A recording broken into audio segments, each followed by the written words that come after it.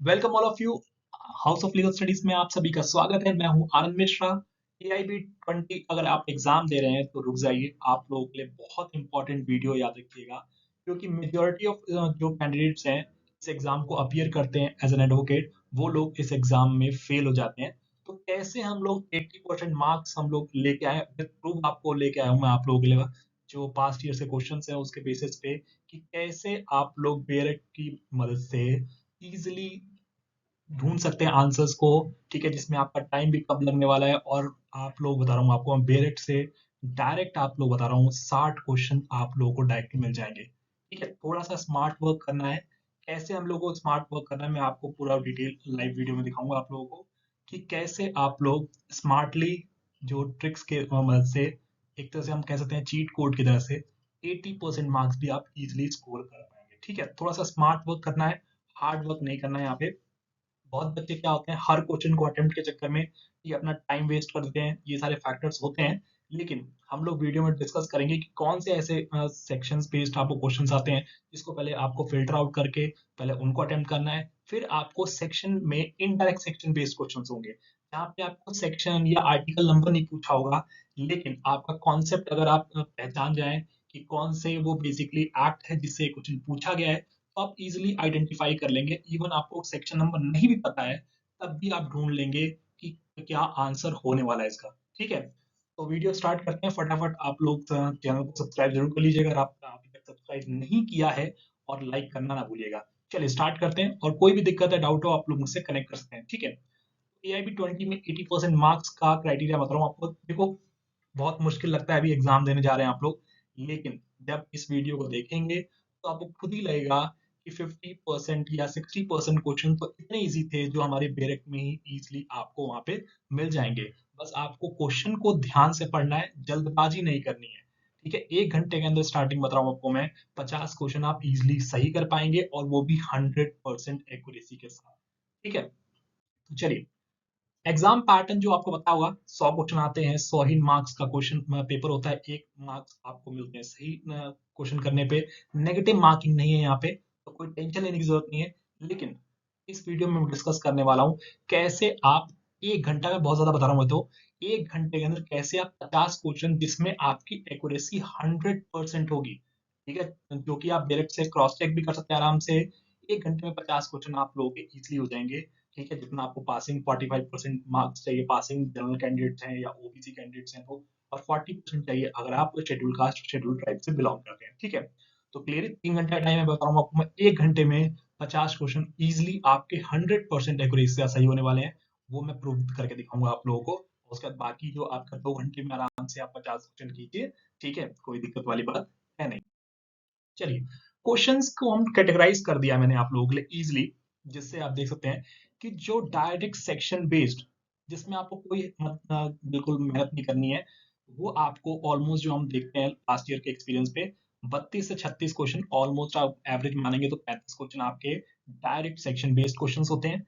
उसके बाद आपके इनडायरेक्ट सेक्शन बेस्ड होते हैं, जो शायद हो सकता है कि कॉन्सेप्ट बेस्ड पूछा हो, लेकिन वो सेक्शन के अंदर ही आपको आंसर मिल जाएगा डायरेक्ट में। ठीक है, बस आपको थोड़ा स्मार्टली वर्क करना है, वो भी मैं अब दिखाऊंगा आप लोगों को एक्सपीरियंस। तो 20 से 25 क्वेश्चन अगर आप देखें तो ऑन एवरेज 22 23 क्वेश्चन आपको मिलते हैं। ठीक है, तो अगर आप इन्हीं दोनों की वेटेज देखें तो 50+ आपको मार्क्स यहाँ पे ऑलमोस्ट आप देखोगे 60% नंबर, 60 के अराउंड आपके क्वेश्चन जो होते हैं वो आपके डायरेक्ट से मिल जाते हैं।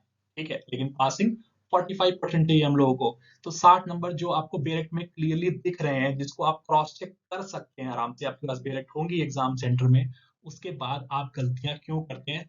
क्योंकि आप लोग अटके रहते हैं किस चीजों पे? केस लॉ बेस्ड क्वेश्चंस पे, कि कोई केस लॉ बेस्ड आ गया, सोचते रह गए उसी बारे में 5 मिनट 10 मिनट सोचते रह रहे हैं।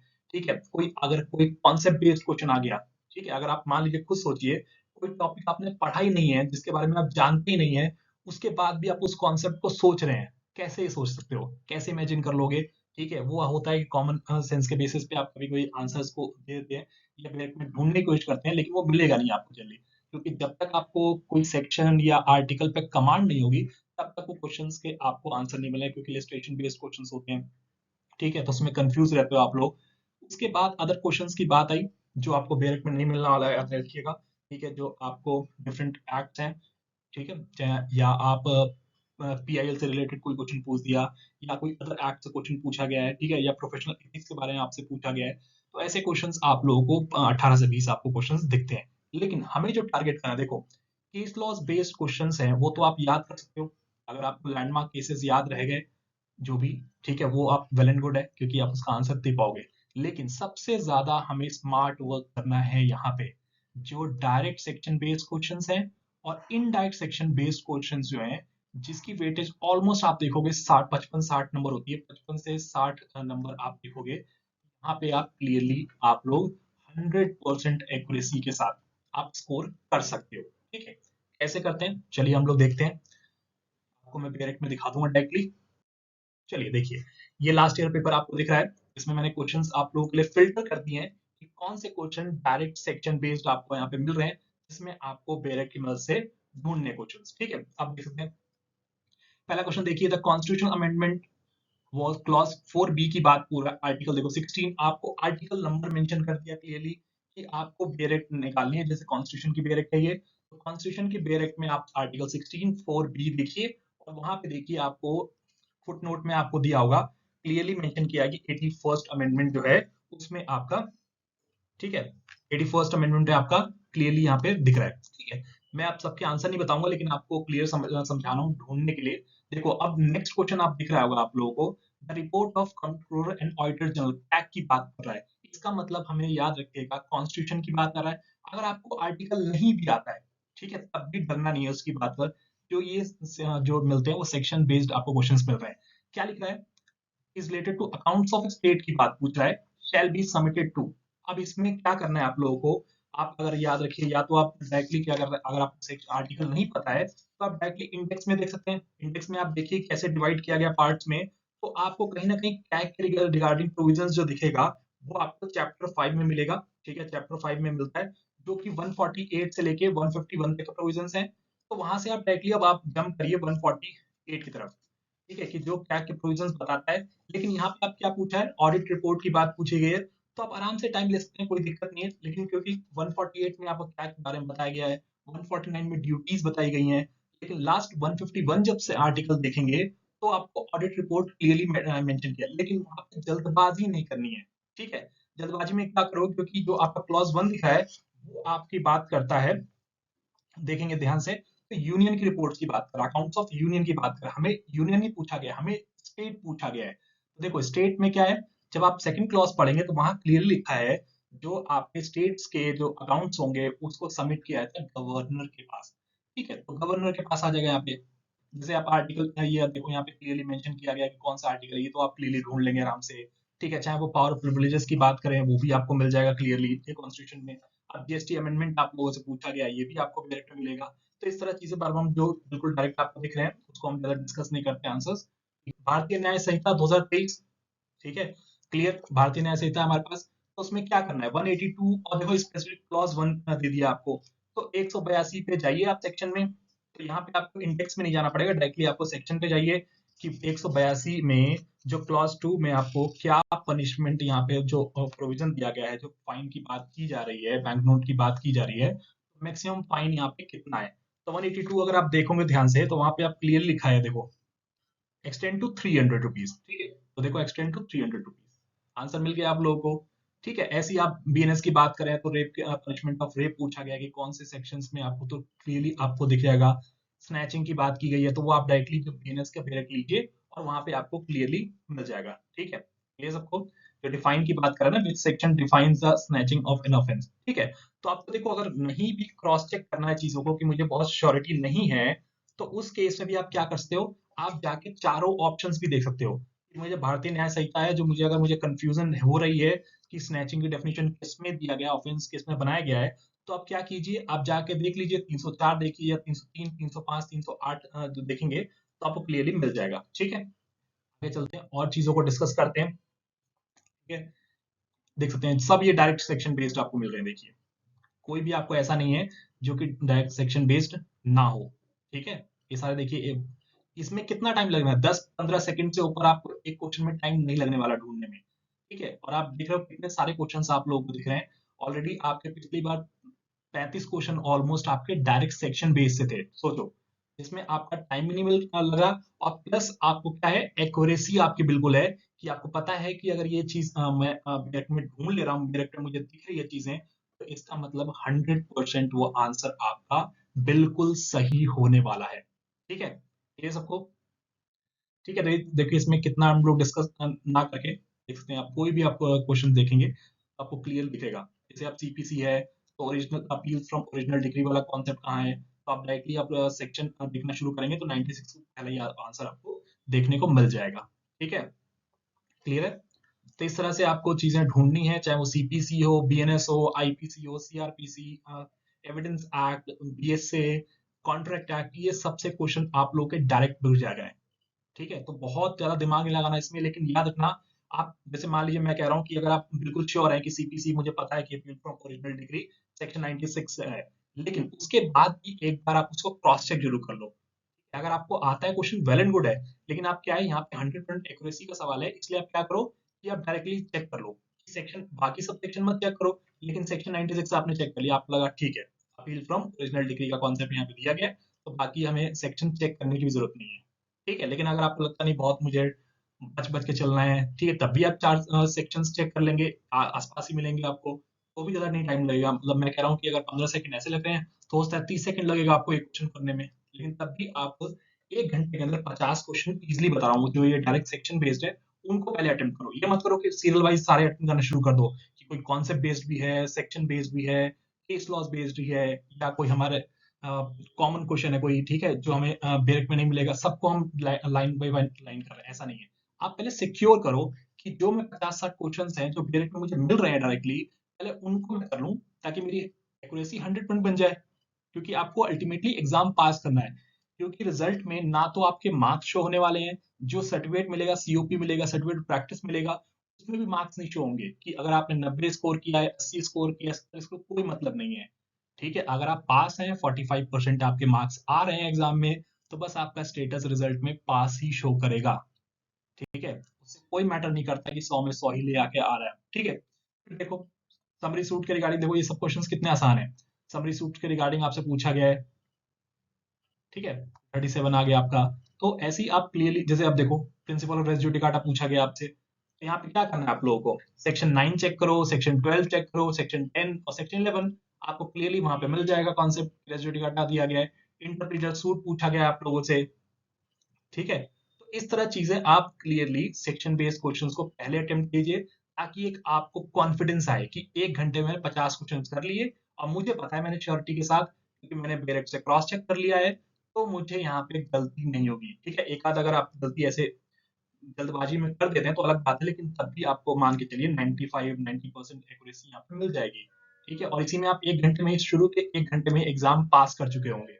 ठीक है, उसके बाद आराम से टाइम लीजिए, आप कॉन्सेप्ट बेस्ड क्वेश्चंस को ढूंढिए, या अपना दिमाग लगाइए, आप लोग याद करने की कोशिश कीजिए कि तो केस लॉज मुझे याद था, क्या वो आया है क्या, ऐसा कुछ, तो उस हिसाब से आप चीजों को, लेकिन मिस मत करके आना, कोई भी क्वेश्चन है अनअटेम्प्ट मत करके आना, सारे के सारे 100% क्वेश्चंस को अटेम्प्ट करना है, याद रखिएगा। ठीक है, ऐसी आप चीजें देख सकते हैं।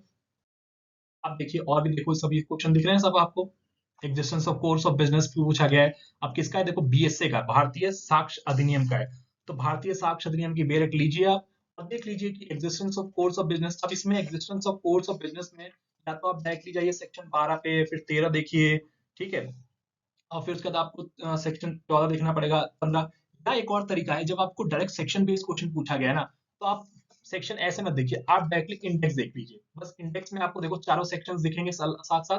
अगर 12 देखोगे तो उसमें लिख रहा है, देखो fact showing existence of state of mind और बॉडी और बॉडीली फीलिंग, ठीक है, ये तो नहीं है हमारा, ये क्यों क्यों क्यों पूछा गया है, कोर्स ऑफ बिजनेस पूछा गया है, तो 12 नहीं है। फिर 13 देखो क्या है भाई, उसमें एक्सीडेंट और इंटेंशनल की बात की, वो भी नहीं है। फिर आप 14 देखोगे तो वहां पे दिखेगा, देखो existence of course of business when relevant, same as it is line है, एज इट इज लाइन देखिए, तो सेक्शन 14 मार्क कीजिए। अगर आपको तब भी लगता है कि नहीं सर शायद हो सकता है कुछ 15 में भी सेम लिखा हो ऐसा, तो सेक्शन 15 भी आप देख लीजिए, लेकिन आपको क्या है, डायरेक्ट के सेक्शंस पे नहीं जाना, डायरेक्टली आप इंडेक्स पे चले जाओ।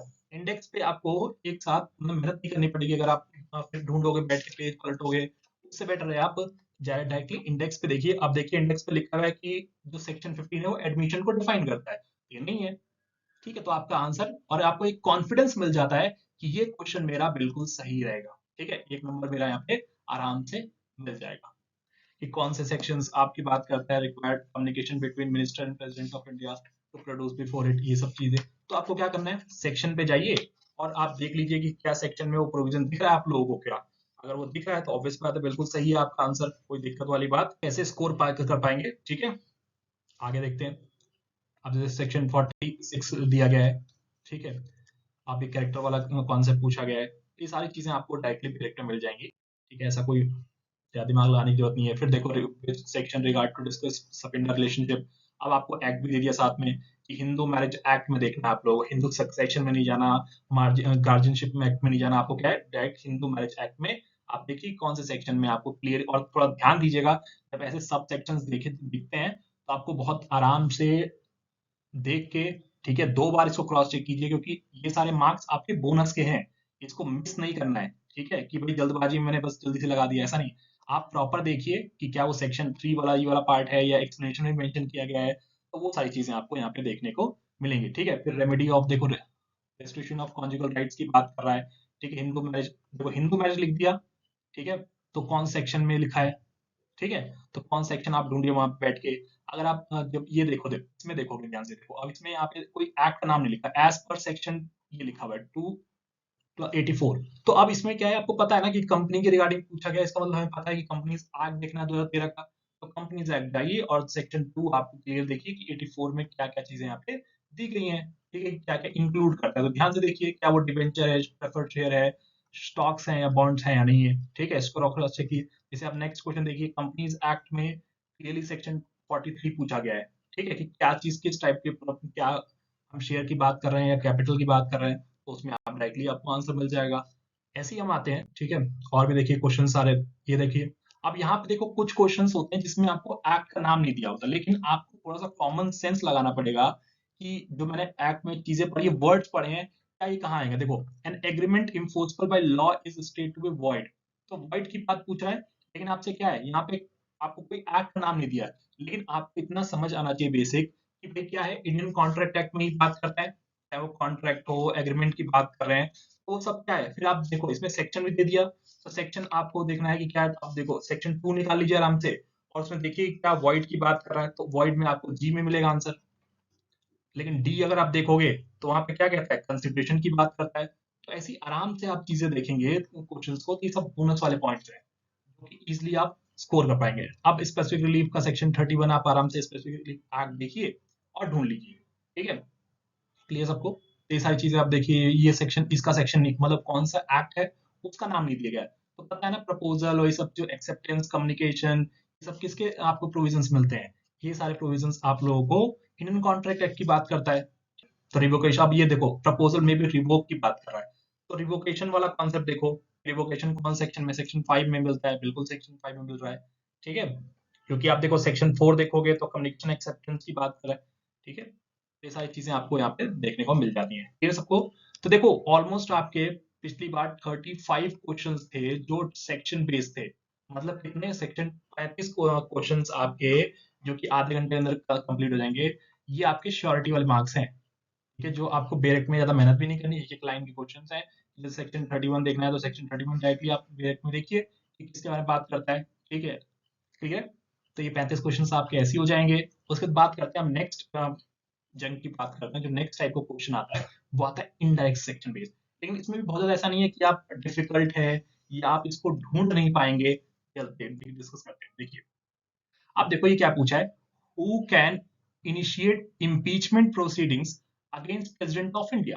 तो प्रेसिडेंट ऑफ इंडिया की बारे में बात हो रही है, तो इसका मतलब हमें क्या है, हमें समझ आ रहा है ये आईपीसी, सीआरपीसी, सीपीसी नहीं है, ये बेसिकली कॉन्स्टिट्यूशन ऑफ इंडिया है। ठीक है, तो कॉन्स्टिट्यूशन ऑफ इंडिया आप रख लीजिए, और उसमें क्या करना है, देखो इम्पीचमेंट ऑफ प्रेसिडेंट की बात कर रहा है। अगर मान लो मैं कह रहा हूँ कि मुझे इम्पीचमेंट ऑफ प्रेसिडेंट का आर्टिकल नहीं पता है, तो भी कोई दिक्कत नहीं है। ठीक है, ये क्वेश्चंस भी आराम से इजीली आपके सॉल्व हो जाएंगे। ठीक है, कैसे होंगे, अब आप देखिए इंडेक्स पे चले जाइए आराम से, देखिए उसमें कि भाई आपका पहला पार्ट आपका यूनियन के बारे में बात करता है, दूसरा सिटीजनशिप दिख रहा है, फंडामेंटल राइट्स की बात कर रहा है। ऐसे ही आते जाएंगे आप लोग आगे, तो आपको एग्जीक्यूटिव की बात करेगा। ठीक है, एग्जीक्यूटिव का चैप्टर आपको पार्ट 5 में मिलेगा यूनियन वाले में। तो वहां पे देखो आप प्रेसिडेंट्स के प्रोविजंस दिख रहे हैं। ठीक है, प्रेसिडेंट के मिलेंगे, वाइस प्रेसिडेंट के मिलेंगे, मिनिस्टर्स के रिगार्डिंग आपको दिखेगा, काउंसिल ऑफ मिनिस्टर, फिर अटॉर्नी जनरल ऑफ इंडिया की बात कर रहा है। ठीक है, ऐसे ही आप आएगा। तो आपको क्या करना है, आप वहां पे डायरेक्टली आपको चैप्टर पे चला जाना है कि मैं देखता हूँ भाई कि कौन से बेसिकली प्रोविजंस है जहां से स्टार्ट हो रहा है प्रोविजंस। तो आप देखो क्लियरली कि 52 से आपके प्रेसिडेंट ऑफ इंडिया की बारे में बात की, लेकिन हमें किसकी बात करना है, इम्पीचमेंट की बात करनी है। तो इम्पीचमेंट के लिए प्रोविजन आपका 61 मिलेगा आर्टिकल, 61 आर्टिकल पे चले गए। ठीक है, आर्टिकल, अब ध्यान से देखो, अब उसको लाइन को आराम से पढ़ो, जल्दबाजी नहीं करनी है। देखो लिखा है ना, when a president is to be impeach for violation of constitution, the charges shall be preferred by either house of parliament. मिल गया answer, either house of parliament. तो आपको either house of parliament answer लगा देना है। ठीक है, अब ऐसी अगर आप बात करते हैं नेक्स्ट, अब भारतीय न्याय संहिता का है, तो भारतीय न्याय संहिता आपको देखना पड़ेगा। तो भारतीय न्याय संहिता की आपको डायरेक्टली लेनी है। अब उसमें क्या पूछा, देखो क्रिमिनल फोर्स पूछा है, यहाँ भी देखो सेक्शन आपको नहीं मेंशन किया गया है, तो अभी घबराना नहीं है। सबसे पहली चीज है कि एआईबी का जब एग्जाम दे रहे हैं आप लोग, तो घबराना नहीं है आप लोगों को, है ना। बहुत बच्चे घबरा जाते हैं कि अरे सर क्या करेंगे, है ना, हो ही नहीं पाएगा, हो ही नहीं पाएगा। ठीक है, ऐसा नहीं है बिल्कुल। तो क्रिमिनल फोर्स अगर आपको मैं कह रहा हूं कि नहीं भी आता है, तो आप इंडेक्स में देखो, ट्राई करो कि इंडेक्स में ढूंढने के कि कौन से प्रोविजंस हैं जो कि क्या बोलते हैं क्रिमिनल कोड्स की बात कर रहे हैं।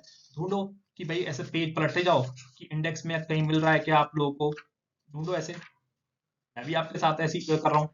ठीक है, मैं आपको नहीं डायरेक्टली बता रहा हूँ, आप वीडियो में जब ये वीडियो देख रहे हैं तब भी आप डायरेक्टली लेकर बैठ सकते हैं। अब आपने देखना शुरू किया कि अच्छा क्या है प्रोविजंस हैं, आपको क्रिमिनल फोर्स की बात कर रहा है तो कहाँ पे होगा वो, क्या वो किसी क्या बोलते हैं प्रॉपर्टी के अगेंस्ट ऑफेंस दिख रहा है क्या आप लोगों को, नहीं दिख रहा ना। ठीक है, तो ढूंढिए आप लोग कि कहाँ पे मिल सकता है। ठीक है, अब क्रिमिनल फोर्स अगर आपको मिल जाएगा, मैं कह रहा हूँ क्रिमिनल फोर्स अगर आपको जहां भी मिलेगा, ठीक है, तो ढूंढे। अब जब हम बात करते हैं क्रिमिनल फोर्स मिलेगा, उसके बाद फिर क्या करोगे आप लोग, उस प्रोविजंस पे जाइए और क्रिमिनल फोर्स पे देखिए कि क्या कौन सा बेसिकली वो है, क्या बोलते हैं आपका, कौन सा इसमें जो इंग्रेडिएंट आपको दिख रहे हैं एज इट इज, आप लाइन आराम से बेरेट को पढ़ना है, ऐसा जल्दबाजी मत करिएगा कि नहीं नहीं मैं बिल्कुल जल्दबाजी में चला जाऊं और फिर मेरा क्वेश्चन गलत हो जाए, वो गलत नहीं करना है आप लोगों को। ठीक है, तो आपको देखोगे तो वहां पे क्लियर लिखेगा कि जो क्रिमिनल फोर्स है वो क्या होता है, when it is use intentionally without consent causing injury, fear और अननोन्स की बात करता है। ठीक है, 129 में क्रिमिनल फोर्स है, तो 129 फिर आप सेक्शन खोलो पूरा, 129 है क्या बेसिकली। तो 129 की लाइन अगर आप पढ़ोगे ध्यान से ना, देखो ध्यान से, 129 की बात करोगे तो 129 में देखो ध्यान से लिखा हुआ है, whenever intentionally uses force to any person without a person's consent। ठीक है, देखो पर्सन कंसेंट लिख रहा है, विदाउट कंसेंट। तो विदाउट कंसेंट देखो इतना ही अगर आप पढ़ लोगे ना, तो पहले तो देखो विदाउट कंसेंट वाला ऑप्शन दिख रहा है आप लोगों को। ठीक है, फिर और आगे पढ़ोगे, ठीक है, इसमें आपको इंजरी की बात किया गया है, देखो सेकंड लास्ट लाइन लिखेगा, फियर अनाउंस की बात किया, मिल गया आंसर। हमें सेक्शन नहीं पता था, मैं कह रहा हूँ हो सकता है कि आपने भारतीय साइंस का कभी ना पढ़ा हो, कभी ना खोल के बेरक देखियो, कोई दिक्कत नहीं है। आराम से सोचोगे, आपको पहले डायरेक्टली ऐसे हर पेज पलटने से बेटर है आप इंडेक्स में देखो कि क्या क्रिमिनल फोर्स वर्ड दिख रहा है ना मुझे, हाँ ठीक है, अब क्रिमिनल फोर्स कहाँ है। ठीक है, तो फोर्स के आसपास ही होगा। ठीक है, ऐसे ही आप बाकी चीजें भी देख सकते हो, भारतीय न्याय संहिता की बात कर रहे हैं यहाँ पे। ठीक है, तो प्राइवेट डिफेंस प्रॉपर्टी अगेंस्ट अगर आप देखोगे तो आपको मिल जाएगा आंसर आराम से क्लियरली।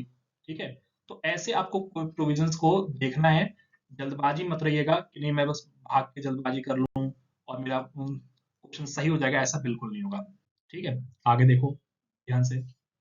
अब ये क्वेश्चंस भी देखो, राजेश किसके साथ हुआ आर्गुमेंट हुआ उसका, सुनील के साथ। ठीक है, उसने हैवी रॉड से मार दिया, ठीक है, कोई दिक्कत नहीं है, आपको समझ आ रहा है कुछ हर्ट वर्ट की बात हो रही है यहाँ पे। ठीक है, देखो फ्रैक्चर्स हो गया उसको, और वो बहुत दिन तक सेवरल वीक्स लिखा है ना, सेवरल वीक्स, अब हमें मेंशन नहीं किया गया कि 20 दिन 21 दिन, लेकिन ये मेडिकल रिपोर्ट ने कंफर्म कर दिया कि फ्रैक्चर जो है किस अमाउंट का है, ग्रीवियस हर्ट का है। ठीक है, क्वेश्चन में ही आंसर दिया आप लोगों को। तो आप क्या करो, अब आपको लगता है कि नहीं नहीं मैं आईपीसी का सेक्शन मुझे तो याद ही नहीं है कि जो ये तो बहुत मुश्किल सवाल पूछ दिया, ऐसा कुछ नहीं है। आपको क्या है यहाँ पे आंसर तो दे दिया, लेकिन आप क्या देखो ध्यान से जाके पढ़ लो बेरक में कि क्या सेक्शन 223 है, 225 है, 224 है, 2308 में क्या क्या कहा गया है। ठीक है, कल पे होमिसाइड तो होगा नहीं। ठीक है, क्योंकि ऑलरेडी फ्रैक्चर यहाँ पे लिखा गया अमाउंट टू ग्रीवियस हर्ट। तो आप देखो ग्रीवियस हर्ट क्या है, ये वाला ये होगा, बिल्कुल होगा, क्योंकि जब वहां पे आपको दिख गया कि सेवरल वीक्स तक वो फ्रैक्चर हो गया, उसकी हड्डी कोई टूटी होगी, तो ऐसे में आपका ग्रीवियस हर्ट आ जाएगा। ठीक है, आप देखो नेक्स्ट क्वेश्चन दिख रहा है सीपीसी में, अब यहाँ भी आपको ऑर्डर नहीं दिया गया, रूल नहीं दिया गया कि क्या होगा। The maximum amount limit for filing A WS की बात कर रहा है, रिटर्न स्टेटमेंट। तो आप चेक करो ना कि कौन सा ऑर्डर है। ठीक है, क्या ऑर्डर बेसिकली 6 की बात कर रहे हैं, 7 की बात कर रहे हैं, 8। आप देखो आराम से, आपको इंडेक्स में ही मिल जाएगा। इंडेक्स में आप मिलेगा, तो उसके बाद आप उस पर्टिकुलर ऑर्डर पे जाइए और फिर आप चेक कीजिए कि डब्ल्यूएस के रिगार्डिंग जो प्रोविजंस दिख रहे हैं, पहले प्लेंट के दिखेंगे फिर डब्ल्यूएस के दिखेंगे, तो उसमें आपको दिख जाएगा कि कितने डेज में मैक्सिमम डेज जो है वो आपको फाइल करना होता है। ठीक है, क्लियर सबको? ऐसे ही आप देखो, ये क्वेश्चंस आप लोग मिस कर देते हैं, ऐसे क्वेश्चंस कि हमें सर यहाँ सेक्शन नंबर नहीं दिया, हम कैसे ढूंढ पाएंगे। देखो, when a term used for court's power to transfer a case from one court to another और सीपीसी, सीपीसी में पूछा गया, तो आप रेजिड्यू डिकाटा का प्रोविजन देख लो पहले इंडेक्स में से। ठीक है, फिर रेफरेंस का देखो, रिव्यू का देखो और ट्रांसफर सूट्स का देखो कि क्या होगा, तो आपको आंसर अपने आप मिलेगा। ऐसा डरना नहीं है कि सर यहाँ तो एक्ट का नाम तो दे दिया लेकिन सेक्शन नंबर दिया, हमें तो प्रोविजन पता नहीं, सर रेफरेंस रिव्यू नहीं पता। तो आपके पास टाइम है ना, डायरेक्ट में आराम से देखो कि रिव्यू क्या होता है, रेफरेंस क्या होता है, क्या वर्ड कौन कौन से वर्ड डायरेक्ट की लैंग्वेज है जो मैच कर रही है इनसे, उसको आप मार्क कर दीजिए, आपके इजिली क्वेश्चन सही हो जाएंगे। ठीक है, फिर आप ऐसे ही बीएसए में देख सकते हैं। अगर ये पार्ट अगर आप देखेंगे ध्यान से, तो आपको कहाँ मिलेगा, प्राइमरी एविडेंस वाले सेक्शंस में मिलेगा। वहां पे ना तो सर्कमस्टेंशियल एविडेंस का कोई ऐसा पहली बार ढूंढेंगे तो नहीं मिलेगा आपको, साइंटिफिक एविडेंस ऐसे नहीं मिलेंगे डायरेक्टली आपको, ये वर्ड्स मिल जाएंगे, तो आप ढूंढिए, लेकिन आपका आंसर तो यही है पहले। तो जब वो डायरेक्ट मिल रहा है आपको, उस प्रोविजंस को पढ़ो आराम से, इलस्ट्रेशंस कि किन किन प्रोविजंस में दिया गया है, क्लियरली मिलेगा आपको। ठीक है, जैसे आप 78(2) है और बीएसए, तो बीएसए आपको भारतीय साक्ष्य अधिनियम ढूंढना है, तो भारतीय साक्ष्य अधिनियम लिया, 78(2) देखो स्पेसिफाई कर दिया यहाँ पे। तो ठीक है, अब यहाँ प्रेजम्पशंस की बात कर रहा है, तो प्रेजम्पशन अगर आप देखेंगे 78(2) में, तो वहाँ किसकी बात कर रहा है, ऑफिसर साइनिंग और सर्टिफाइंग डॉक्यूमेंट, तो उस केस में क्या होगा। तो 78 आप देखोगे तो presumption as to genuineness of certified copies की बात करता है। ठीक है, तो आपको क्या किया गया, देखो यहाँ पे स्पेसिफिक क्लॉज में मेंशन कर दिया, तो फर्स्ट क्लॉज तो पढ़ना ही नहीं हमें, हमें क्या करना है, सेकंड क्लॉज पे चले जाना डायरेक्टली। वहां लिखा देखो, the court shall also presume that any officer by whom any such document purported to be signed or certified held, क्या होगा, when it signed it the official character he claim is such paper. ठीक है, तो उस case में क्या है, the officer sign is to forge, नहीं बिल्कुल नहीं माना जाएगा। The officer did not hold, बिल्कुल नहीं, ऐसा भी नहीं है, क्योंकि वो लिखा है ना, देखो व्हेन ही साइन, अगर उसने साइन किया है तो माना जाएगा। The official character which he claim is as proper. ठीक है, तो अब जो क्या कह रहा है, the official held official character claiming such sign, ये आ गया आंसर। ठीक है, यहाँ पे देखो आप क्लियर सेक्शन दिया, लेकिन हमें सेक्शन के अंदर देखना है क्लियरली, तो आराम आराम से पढ़ेंगे चीजों को। ठीक है, जो स्पेसिफिक क्लॉज दिया गया उसको आराम से पढ़ो, तो ध्यान से पढ़ोगे तो आपको वर्ड टू वर्ड चीजें मिल जाएंगी। ठीक है, जैसे 146 का आपको दिख रहा है, तो 146 की तरफ चले जाइए कि 146 में क्या चीजें दी गई हैं। ठीक है, तो उसमें लिखा है देखो, leading questions are permissible in court proceeding, तो कौन कौन से लीडिंग क्वेश्चंस हैं जो आपको परमिसिबल हैं। ठीक है, तो वो चीजें पूछी गई, तो लीडिंग क्वेश्चन का सेक्शन 146 हमें लिख रहा है, तो 146 अगर आप एक एक क्लॉज पढ़ोगे, अगर आपको सब सेक्शन नहीं दिया गया ना, तो आराम से पूरे सेक्शन को पढ़ो आराम से, तो वहां पे आपको क्लियरली थर्ड क्लॉज मिलेगा, the court shall permit leading questions as a matter which देखो अब इंट्रोडक्टरी। ठीक है, आप देखो ये वर्ड देखो, अनडिस्प्यूटेड, और ये आपको क्लियरली दिख रहा है आंसर। देखो ये सारी चीजें आपको इनडायरेक्ट, मैंने इसको मतलब वैसे है ये डायरेक्टली सेक्शन बेस्ड, लेकिन मैंने आप लोग कन्वीनियंस के लिए आपको ठीक है एक श्योरिटी दी, इसमें थोड़ा सा मेहनत करना पड़ेगा आपको, थोड़ा स्मार्टली आपको प्ले करना पड़ेगा, तो ही आप इन क्वेश्चंस के आंसर क्लियरली दे पाओगे। जैसे सेक्शन 15 है, डिवोर्स पर्सन शादी कब कर सकते हैं, ऑब्वियस बात है जब आपकी डिग्री पास हो गई इमीडिएटली कर सकते हो। ठीक है, डिग्री पास हो गई आपको कोई दिक्कत नहीं है। ठीक है, ये सारी चीजें आप जब आप इंडस्ट्रियल रिलेशंस कोड आपका है, मतलब आपके पास डायरेक्ट है तो आप कर सकते हो। ठीक है, अगर आप आईटी एक्ट का क्वेश्चन है तो आप इसलिए आप लोग यहाँ पे देख सकते हैं, तो ऐसे क्वेश्चंस आप लोगों को 20 कम से कम 20-22 क्वेश्चंस यहाँ भी आपको ऐसे मिल जाएंगे पेपर में। ऑलमोस्ट अब मैं कह रहा हूँ कि 60 क्वेश्चंस तो आप क्लियरली डायरेक्ट के थ्रू ही आप इजिली आइडेंटिफाई कर सकते हो। ठीक है, लाने 45 मार्क्स, 60 क्वेश्चंस आप लोगों को मैं बता रहा हूँ जो डायरेक्ट में डायरेक्टली मिल रहे हैं। अब केस लॉ जो अगर आपको याद है, आते हैं तो आप कर लोगे, नहीं आते तो उसका कोई कोई सोल्यूशन तो नहीं है, ऑब्वियस बात, थोड़ा बहुत तो पढ़ना पड़ेगा आप लोगों को। और जो कॉन्सेप्ट वाले क्वेश्चन है उसको थोड़ा सा आराम से पढ़ेंगे, ध्यान से पढ़ने की कोशिश करेंगे, कोई प्रोविजन समझ आ रहा है उसका, तो आप डायरेक्ट की हेल्प से अगर सो देख सकते हैं, तो भी आप इजिली आइडेंटिफाई कर पाएंगे, उसके इसेंशियल्स को कवर कर सकते हैं। ठीक है, ये सारी चीजें हैं, अगर इसके बाद भी अगर आप पास नहीं होते तो दिक्कत वाली बात है। ठीक है, ये देखिए और देख सकते हैं, अब कॉन्सेप्ट ऑफ इनवैलिड गारंटी दिया, देखो यहाँ पे ध्यान से देखना, अब ये एक्ट का नाम नहीं दिया, तो हमें गारंटी पता है भाई कि ऑब्वियस बात है ठीक है। अब गारंटी का कॉन्सेप्ट आपको कहाँ मिलता है? कॉन्ट्रैक्ट एक्ट में। तो आप ध्यान से जाइए कि आप जो सेक्शंस यहाँ पे दिए गए हैं, तो आपको लिस्ट दी गई कि कौन कौन से में क्या बोलते हैं इनवैलिड गारंटी ढूंढना है। तो आप कैसे ढूंढोगे? आपको क्या करना है, देखो सबसे मिनिमम सेक्शन कौन सा दिख रहा है, 140। तो 140 को स्टार्ट कर दो, 140 से देखो पढ़ के आराम से। क्या 140 कोई इनवैलिड गारंटी की बात करता है? देखो राइट ऑफ श्योरिटीज की बात करता है, नहीं करता। तो अब ये नहीं है, ये 140 है ही नहीं, तो ये तो आंसर ही नहीं होगा। ठीक है, ये तो हटा दो, इसको एक्सक्लूड कर दो। अब हमें 141 नहीं देखना, क्योंकि 141 किसी ऑप्शन में दिख ही नहीं रहा हम लोगों को। आप 142 देख लो। आप देखो वहां क्लियरली लिखा है 142 में कि guarantee obtained by misrepresentation invalid होता है। तो वहां पे तो आपको 142 तो है, 142 तो हमारा है, ठीक है, 142 तो है। तो 143 से यहाँ से स्टार्ट है, ये भी नहीं होगा। ठीक है, अब हमारे पास दो ऑप्शंस बचे हैं। तो 142 के बाद 143 देखिए, 143 में भी लिखा है guarantee obtained by concealment invalid होता है। ठीक है, तो ये भी आपका बिल्कुल 143 भी बिल्कुल सही है। तो और आगे चलते जाओ। ठीक है, तो ऐसे ही आपको जो सेक्शंस आपको दिखोगे, तो आपको क्लियरली चीजें समझ आएंगी। ठीक है, अगर आप 146 को चले जाओगे, फिर आप देखोगे 146 वाला है क्या कॉन्सेप्ट। तो ये तो को लाइबिलिटी की बात करता है, ठीक है, को श्योरिटीज की लाइबिलिटी की बात तो नहीं होगा। यहाँ से ये तीन जो सेक्शंस हैं, बस ये 144 भी आपको मिलेगा। ठीक है, ये तीन सेक्शंस आपको इनवैलिड की बात करते हैं। ठीक है, क्योंकि 143 में भी, फॉर 144 में भी आपको क्लियरली मेंशन किया गया है कि the guarantee is not valid, वहां पे वर्ड लिखा है नॉट वैलिड, तो उससे आप आइडेंटिफाई कर लोगे। ठीक है, अभी इतना बड़ा दिख रहा है, सिचुएशन दिख रही है आप लोगों को कि जब आप चेक डिसऑनर हो जाता है, तो उसके बाद तो आपको क्या करना है, नेगोशिएबल इंस्ट्रूमेंट चाहिए। 138 से सेक्शन देखिए, तो वहां पे उसके आपको प्रोसीजर दिखेगा, तो यहाँ पे लिखता है कि भाई आपको क्या करना है, 1 मंथ के अंदर डिसऑनर होता है तो आपको चेक। पे आपको लग रहा है बहुत मुश्किल सवाल कि हमें सेक्शन भी नहीं पता सर, कुछ नहीं पता, लेकिन आप ट्राई कीजिए कि चेक के बारे में तो ऑब्वियस बात है, नेगोशिएबल इंस्ट्रूमेंट एक्ट का ही क्वेश्चन होगा। ठीक है, तो ऐसे आप चीजों को डील कर सकते हैं। कोई दिक्कत हो, डाउट और हेल्पफुल हो सेशन, तो जरूर लाइक जरूर कर लीजिए और कमेंट करके जरूर बताइए कि सर हाँ बिल्कुल अब थोड़ा कॉन्फिडेंस आ गया है। देखो हमेशा बोल रहा हूँ बार बार कि क्वेश्चंस को लाइन से मत करो, पहले आप डिवाइड कर लो। ठीक है, 5 मिनट लगेगा देखने में कि हाँ कितने क्वेश्चंस आए हैं आपके डायरेक्ट सेक्शन बेस्ड, उनको अटेम्प्ट करो, फिर इनडायरेक्ट सेक्शन बेस्ड वालों को कॉन्सेप्ट करो। उसके बाद 2 घंटा आपके पास है, 50 क्वेश्चन 40 क्वेश्चन जो भी आपके कॉन्सेप्ट बेस्ड, सेक्शन बेस्ड नहीं सॉरी केस लॉस बेस्ड होंगे, उनको अटेम्प्ट कीजिए आराम से। लेकिन आपको एक श्योरिटी रहेगी कि 1 घंटे के अंदर आपने ऑलमोस्ट 50 क्वेश्चन कर लिए, जिसको आपने क्रॉस चेक भी कर लिया है। ठीक है, वहीं पेपर पास हो जाएगा आपका, उसके बाद जरूरत नहीं पड़ेगी। अब कोई भी डाउट है, दिक्कत है, तो आप लोग मुझे कनेक्ट कर सकते हैं। साथ में देख सकते हैं एआईबी एग्जाम का जो सिलेबस है, वो आप लोगों को दिख रहा है कि जो मेजोरिटी वेटेज आपको दिखेगी, वो चाहे वो कॉन्स्टिट्यूशन, आईपीसी, बीएनएस की बात करें, सीआरपीसी, बीएनएसएस आपको मिलेगा, सीपीसी और एविडेंस एक्ट में ही आपको यहाँ पे देखने को मिलेगी वेटेज अच्छी खासी। ठीक है, फिर आप इसमें कॉन्ट्रैक्ट एक्ट दिख रहा है आप लोगों को स्पेसिफिकली। ये सारे क्वेश्चन क्यों, क्योंकि ये डायरेक्टली डायरेक्ट से मिल जाते हैं आप लोगों को। ठीक है, क्लियर, चाहे वो साइबर लॉ का मिलेगा, कंपनी लॉ का 2 क्वेश्चन आपको आराम से इजीली मिल जाएंगे। ठीक है, फैमिली लॉ के क्वेश्चन आपको मिल सकते हैं आराम से। ठीक है, ये सारी चीजें ऐसी हैं जो कि आपको डायरेक्ट डायरेक्ट में मिल जाएंगे। ठीक है, ज्यादा दिक्कत वाली बात नहीं होगी आप लोगों के लिए।